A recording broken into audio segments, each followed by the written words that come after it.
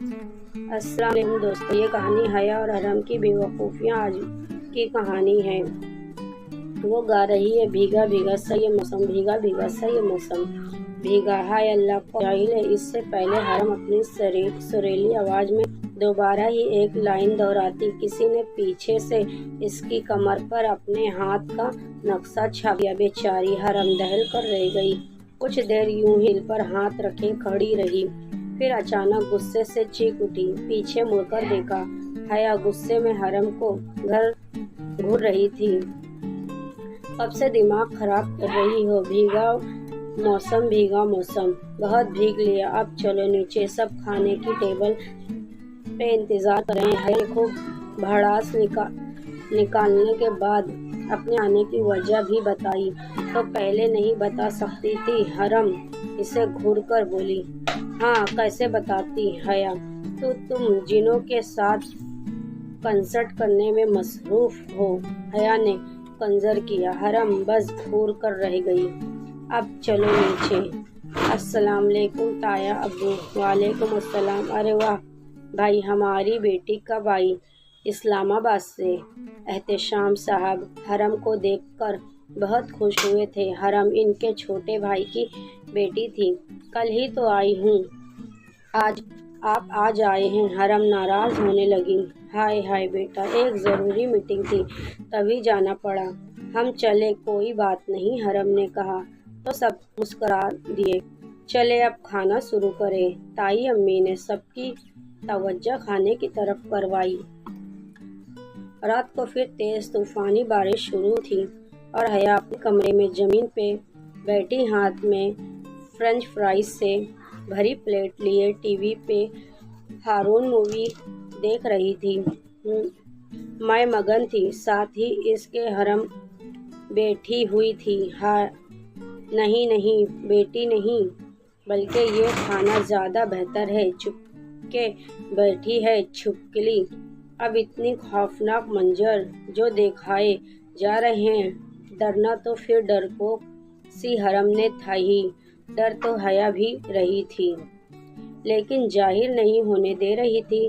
अचानक ही बारिश की वजह से लाइट चली गई और सबसे पहले हया चीखी मारती हुई दरवाजे की तरफ बढ़ती है और बेचारी डरपोक सी हरम, जिसकी हालत पहले ही से पतली हो रखी थी, वो सीधा बेड पे चढ़कर रजाई में गुम हो गई थी।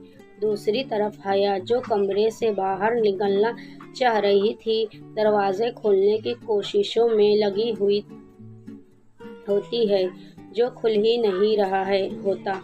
खुलेगा कैसे? खोल ही गलत रही थी। बेचारी बहुत कोशिश करने के बाद जब दरवाज़ा नहीं खुला तो बेड की तरफ भागी और अंधेरे की वजह से सीधा हरम पर गिर गई।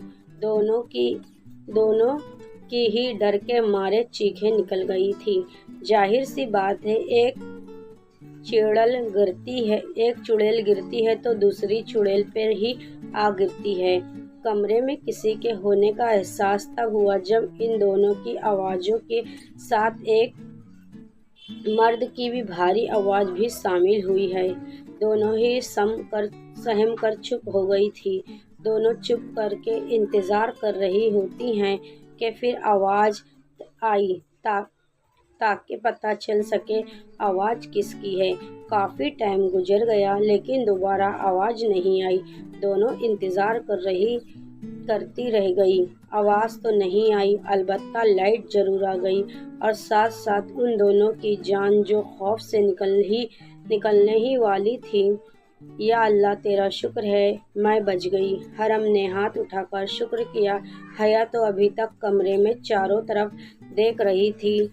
सब तुम्हारी वजह से हुआ है। इतनी खौफनाक मूवीज़ देखने को किसी गधे ने कहा था तुम्हें? हरम गुस्से में इसे बोल रही थी जब एक बार फिर किसी की आवाज़ आई, भूत भूत भूत बचाओ। हया और हरम डर कर एक दूसरे से चिपक गई और चीखें मारने लगी। हाँ।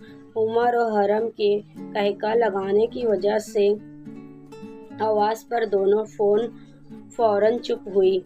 हाँ, कितनी डरपोक हो یار قسم سے ہاں، دونوں ہی حیا اور حرم کا مذاق اڑانے میں لگے ہوئے تھے۔ جب دونوں کے منہ پر زور سے تکیہ آ کر لگا، دونوں کی ہی ہنسی کو بریک لگی۔ ہنسو ہنسو اور نکالو اپنے یہ بتیسی دانت، حرم جل کر بولی، جب کہ حیا صرف گھور رہی تھی۔